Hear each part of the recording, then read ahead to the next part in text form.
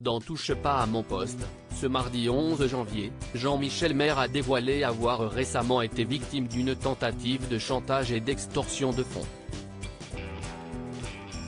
Une histoire très inquiétante.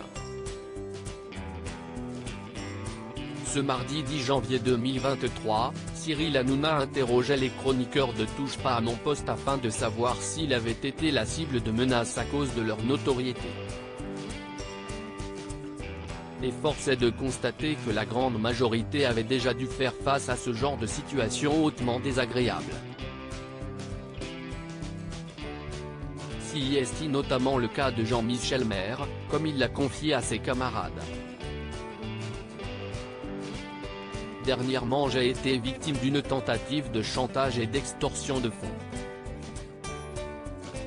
J'étais célibataire à ce moment-là.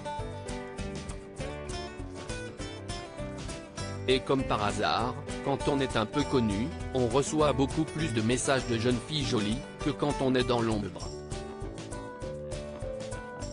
Et du coup, j'ai commencé à échanger avec cette jeune fille-là, on s'est échangé des photos, a-t-il commencé son récit.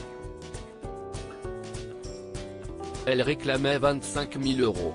Le chroniqueur de 61 ans assure, moi, j'étais en pleine confiance parce que ça faisait tellement de temps qu'on parlait, si arrivait progressivement, on s'est échangé des messages, on se racontait nos vies, si devenu plus intime, raconte Jean-Michel Maire, à qui la situation a fini par échapper. Un jour un journaliste du magazine Public, que je connais un peu, m'a appelé en me disant, est-ce que c'est normal qu'on reçoive des photos intimes de toi à la rédaction? J'ai écrit à la personne, et sachant qu'elle était dévoilée, elle m'a tout de suite dit qu'elle réclamait 25 000 € pour cesser d'essayer de vendre les photos en question à la presse.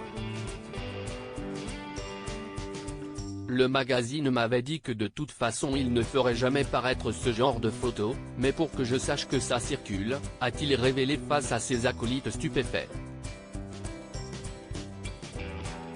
J'ai quand même eu un peu peur. Jean-Michel Maire a alors expliqué la façon dont il avait réagi, j'ai contacté la police, qui a tenté de donner rendez-vous et de piéger cette personne, car elle prenait vraiment des précautions avec des téléphones à carte prépayée, etc. Mais elle a dû se méfier et la police n'a pas réussi à la choper, a-t-il regretté, tout de même soulagé que cette affaire ne soit finalement pas allée plus loin. Mais à un moment j'ai quand même eu un peu peur, parce que ça devenait vraiment très intime, a-t-il conclu. Touche pas à mon poste, à retrouver en intégralité sur l'application MyCanal. À lire aussi. J'ai osé en parler à personne, très ému, Gilles Verdet affirme dans TPMP être victime de menaces et confie son inquiétude pour son quotidien.